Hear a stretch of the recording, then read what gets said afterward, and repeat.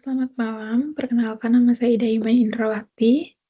Di sini saya akan mempresentasikan tentang uh, ide rintisan bisnis digital saya yang saya beri nama Relance, di mana Relance adalah platform digital freelance lokal yang dirancang untuk menghubungkan pekerja kreatif Indonesia seperti desainer, grafis, penulis, programmer, editor, dan penerjemah dengan klien lokal seperti UMKM, perusahaan, uh, maupun individu yang membutuhkan jasa profesional. Jadi Relance sendiri berasal dari gabungan kata real dan freelance yang mencerminkan misi utamanya, yaitu membangun ekosistem kerja lepas yang nyata, aman, dan terpercaya di Indonesia. Terus tujuan utama dari Relance itu menjadi platform freelance khusus Indonesia memahami konteks lokal, mulai dari berbahasa, budaya, kerja, hingga sistem pembayaran, memberikan alternatif lokal bagi freelance Indonesia agar tidak selalu bergantung pada platform global seperti Upwork, menemukan talenta lokal berkualitas dengan biaya yang lebih terjangkau. Lalu di sini saya akan mulai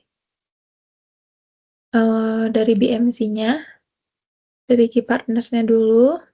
Jadi Relance itu bekerja sama dengan berbagai pihak pendukung antara lain. Yang pertama, lembaga keuangan dan penyedia, e-wallet, ada OVO, Dana, dan GoPay. Lalu ada kampus dan lembaga pelatihan untuk perekrutan freelancer baru, ada influencer dan komunitas kreatif lokal, penyedia infrastruktur cloud, misalnya AWS dan Google Cloud. Lalu ada layanan hukum pajak untuk kontrak kerja digital. Jadi kemitraan ini mendukung keandalan sistem dan kredibilitas dari platform Relance ini. Lalu ada key activities, di mana aktivitas utama yang dijalankan Relance itu meliputi pengembangan dan pemeliharaan platform, moderasi dan verifikasi akun freelancer, pemasaran digital dan pengembangan komunitas, lalu ada pengelolaan sistem, pembayaran dan keamanan transaksi, lalu ada kolaborasi dan institusi pendidikan dan komunitas profesional. Lalu untuk key resource-nya di mana Relance bergantung pada sejumlah sumber daya penting, di antaranya ada tim pengembang, ada front-end, back-end, mobile, infrastruktur server dan keamanan data, database freelancer dan proyek, ada tim marketing dan kemitraan, lalu ada sistem pembayaran lokal. Di sini diintegrasi dengan e-wallet dan bank. Lalu untuk value proposition-nya, jadi nilai utama yang ditawarkan Relance itu ada platform freelance khusus Indonesia dengan sistem pembayaran lokal, misalnya e-wallet dan transfer bank. Lalu ada sistem rating dan portofolio yang transparan, membantu freelance membangun reputasi. Lalu ada keamanan transaksi, pembayaran ditahan oleh sistem escrow hingga pekerjaan selesai. Lalu ada biaya komisi lebih rendah dibanding platform global seperti Upwork atau Fiverr. Lalu ada layanan lokal dan dukungan bahasa Indonesia memudahkan komunikasi antara klien dan freelancer. Lalu ada customer relationship-nya. Untuk customer relationship-nya ada dukungan pelanggan 24/7 via chatbot dan tim manusia. Lalu ada program loyalitas poin untuk sistem feedback dan rating dua arah dari freelancer ke klien. Edukasi online seperti webinar, artikel, tips freelance sukses. Untuk channel, di sini website utama atau platform marketplace, aplikasi mobile Android atau iOS, media sosial Instagram, LinkedIn, TikTok, promosi proyek dan kisah sukses freelancer, kolaborasi dengan kampus dan komunitas kreatif lokal. Lalu untuk customer segment, penulis, editor video, programmer, penerjemah, dan pekerja kreatif lainnya. Lalu ada klien atau perusahaan kecil menengah UMKM yang membutuhkan jasa kreatif dengan biaya efisien. Lalu ada perorangan yang memerlukan layanan freelance, misalnya desain logo, website pribadi, konten media sosial. Untuk cost strukturnya, Pembangunan dan pemeliharaan platform, lalu ada gaji tim, ada developer marketing, customer service, lalu ada biaya promosi digital, biaya server dan domain, lalu ada biaya lisensi dan legalitas bisnis, lalu ada revenue stream. Di sini revenue stream-nya komisi per transaksi, misal 10% dari nilai proyek, lalu ada akun premium, jadi freelancer dapat prioritas tampilan dan lebih banyak tawaran proyek. Juga ada langganan untuk perusahaan, akses ke freelancer terverifikasi dan fitur manajemen proyek. Lalu ada iklan berbayar, di mana freelancer bisa promosi profilnya di halaman depan. Lalu kita lanjut ke SWOT analisis freelance. Di sini, analisis SWOT ini membantu kita memahami kekuatan, kelemahan, peluang, dan ancaman yang dimiliki freelance dalam menghadapi persaingan di industri digital kreatif ini. Yang pertama dari strength, pertama kita lihat posisi kekuatannya, ada sistem pembayaran lokal terintegrasi seperti OVO dan GoPay yang memudahkan transaksi dalam negeri, lalu ada komisi lebih rendah dibanding platform global seperti Upwork atau Fiverr.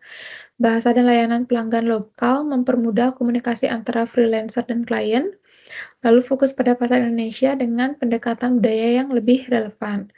Yang terakhir, adanya sistem rating dan portofolio transparan membangun kepercayaan antar pengguna. Untuk weakness-nya sendiri, selanjutnya, brand awareness masih rendah karena bersaing dengan platform global yang sudah mapan. Yang kedua, keterbatasan modal awal untuk membangun fitur dan promosi besar-besaran.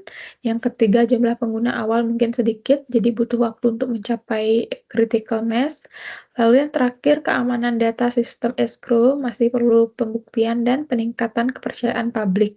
Artinya, Reliance perlu fokus pada promosi, membangun reputasi agar bisa bersaing dengan platform global yang sudah ada. Lalu untuk opportunities, di sini peluang pertumbuhan, yang pertama pertumbuhan ekonomi kreatif di Indonesia sangat pesat, dengan jutaan pekerja lepas baru tiap tahun. Lalu yang kedua peningkatan digitalisasi UMKM yang mulai mencari tenaga kreatif daring. Lalu yang ketiga ada kolaborasi dengan kampus dan komunitas kreatif, jadi bisa menjadi jalur akuisisi pengguna yang lebih efektif. Yang keempat, pemerintah terhadap platform digital ekonomi gig. Lalu yang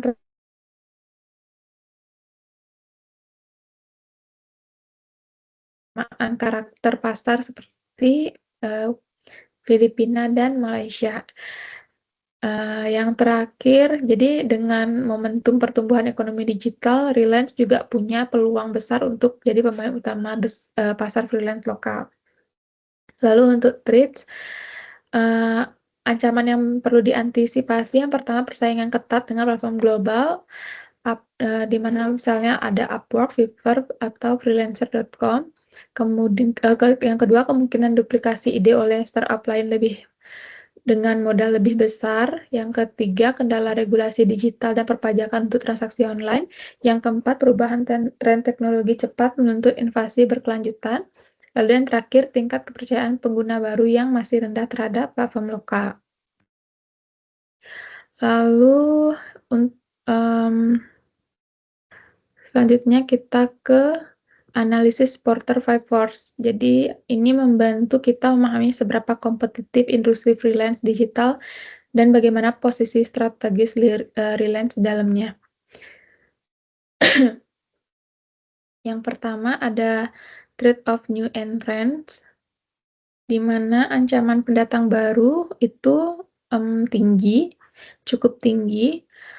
Ya, di mana faktor pendorongnya itu biaya awal untuk membangun platform digital relatif rendah karena teknologi SaaS, cloud, dan API pembayaran lokal sudah mudah diakses. Yang kedua, banyak startup baru yang ingin masuk ke industri ekonomi digital dan freelance karena tren kerja jarak jauh meningkat. Hambatan regulasi rendah, jadi siapapun bisa meluncurkan aplikasi freelance marketplace. Faktor penghambatnya yang pertama, membangun reputasi dan kepercayaan pengguna, di mana freelancer dan klien yang dimaksud membutuhkan waktu dan biaya besar. Yang kedua, membutuhkan modal promosi tinggi untuk mencapai jumlah pengguna yang kritis. Artinya, meski mudah masuk ke pasar ini, sulit bagi pemain baru untuk langsung membangun kepercayaan seperti yang sedang dicoba bangun oleh Reliance. Yang kedua ada bargaining power supplier, di mana kekuatan pemasok utama Reliance adalah freelancer itu sendiri, serta penyedia infrastruktur digital seperti server, e-wallet, dan cloud provider. Faktor pendorongnya yang pertama, jumlah freelancer di Indonesia semakin meningkat pesat sehingga daya tawar individu rendah. Yang kedua, freelancer berpengalaman punya banyak pilihan platform seperti Upwork, Fastwork, atau Seribu, sehingga mereka bisa berpindah dengan mudah. Kesimpulannya, jadi kekuatan tawar pemasok tergolong sedang bahkan besar untuk freelancer top, tetapi rendah untuk pemula. Yang ketiga ada bargaining power of buyers, jadi kekuatan tawar pembeli. Pembeli Reliance sendiri adalah UMKM, perusahaan kecil dan individu yang membutuhkan jasa kreatif seperti desain, penulisan, penerjemah, dan lainnya.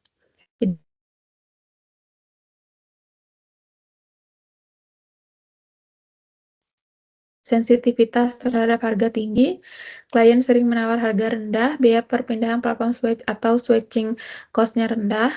Jadi dengan demikian kekuatan pembeli cukup kuat karena mereka mudah berpindah dan menentukan harga. Yang keempat ada trade-off substitusi, di mana ancaman produk pengganti. Layanan Reliance itu cukup nyata. Contohnya, klien bisa memberi freelancer langsung lewat media sosial seperti Instagram, LinkedIn, dan TikTok. Bisa juga lewat agensi kreatif atau koneksi pribadi, word of mouth. Jadi metode ini metode ini berisiko tinggi karena tidak ada sistem escrow atau jaminan keamanannya. Walaupun ada alternatif, Reliance masih unggul karena menawarkan keamanan transaksi dan sistem yang lebih transparan. Yang kelima ada industri rivalry, jadi tingkat persaingan di industri ini sangat ketat. Ada pemain global besar seperti Upwork, Fiverr, dan pemain lokal seperti Fastwork dan Seribu. Diferensiasi layanan seringkali kecil sehingga Reliance perlu fokus pada nilai lokalitas, keamanan, dan biaya rendah. Lalu yang terakhir pertumbuhan pasar besar tapi juga cepat berubah karena tren teknologi dan AI. Jadi Reliance harus mampu menonjol lewat keunggulan pasar lokal, sistem pembayaran yang mudah, dan pendekatan komunitas. Jadi ya seperti itu. Sekian presentasi dari saya. Saya izin untuk mengakhiri presentasi. Terima kasih.